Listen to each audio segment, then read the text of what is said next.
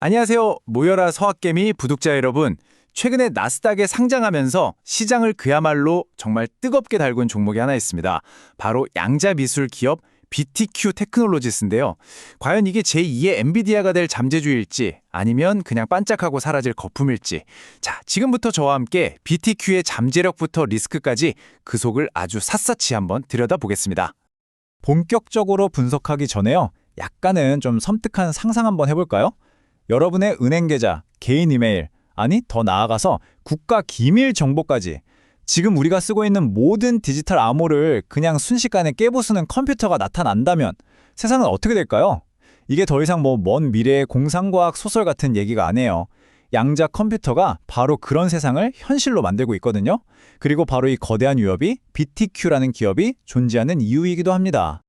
오늘 저희는 투자자라면 누구나 거쳐야 할 그 과정을 그대로 따라가 볼 겁니다.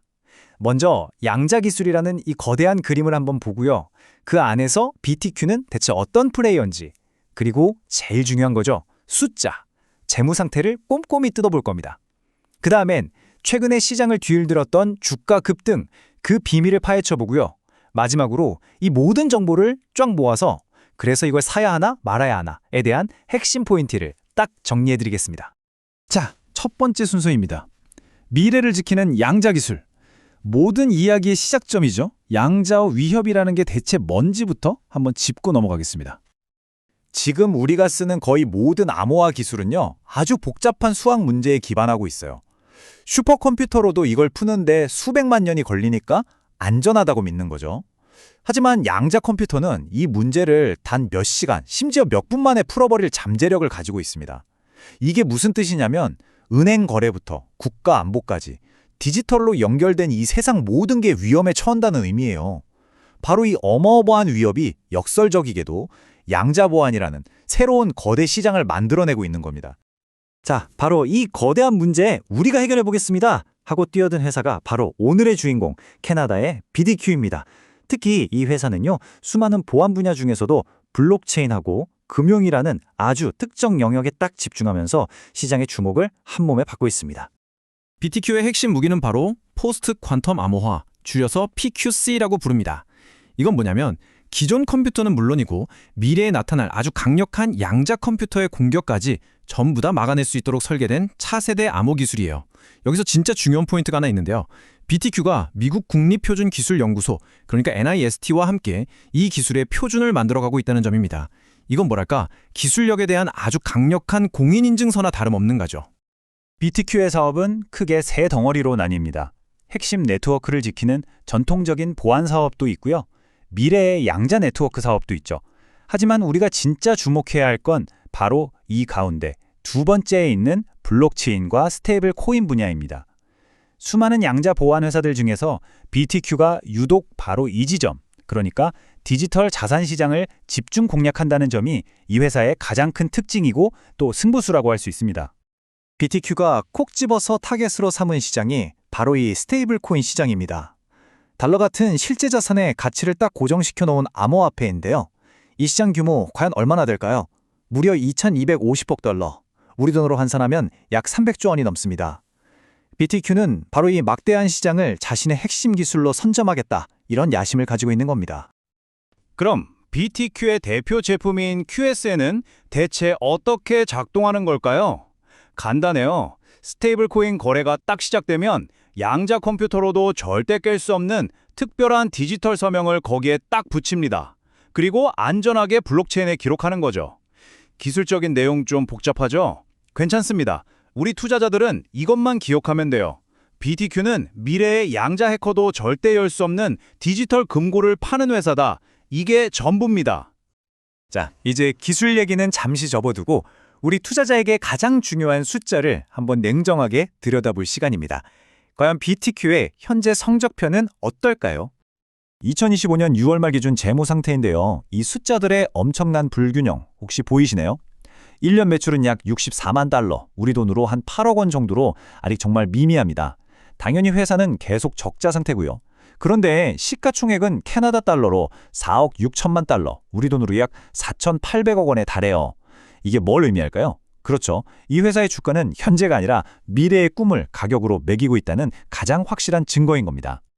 그리고 이 숫자가 바로 BTQ 투자의 성격을 아주 극명하게 보여줍니다. 4,496%. 1년 만에 주가가 최저점 대비해서 무려 45배 가까이 폭등했다는 뜻입니다.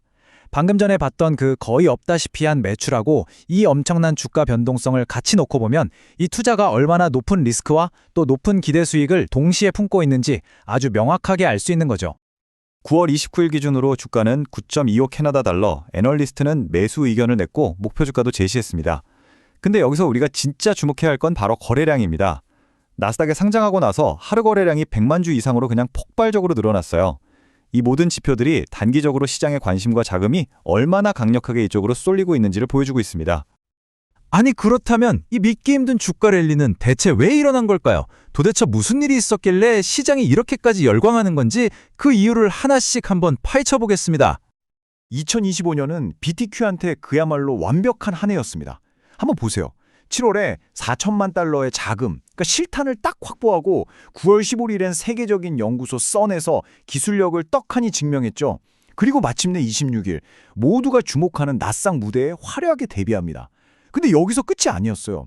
불과 4일 뒤에 한국의 단알과 진짜 사업을 하겠다는 발표까지 터뜨리면서 주가에 붙은 불에다 그냥 기름을 부어버린 겁니다.